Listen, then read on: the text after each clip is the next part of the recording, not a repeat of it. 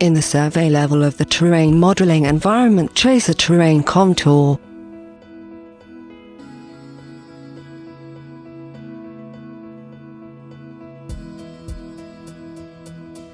Choose to represent the terrain with a topographic contour plan. Leave only the intersection snap active.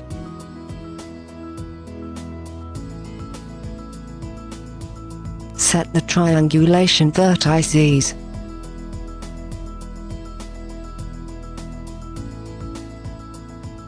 Specify the point elevation values in properties.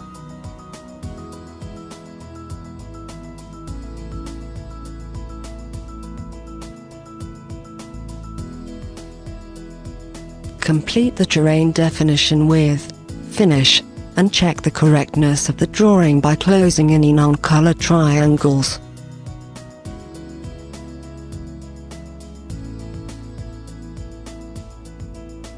Edit the triangulations in plan view by moving the grips.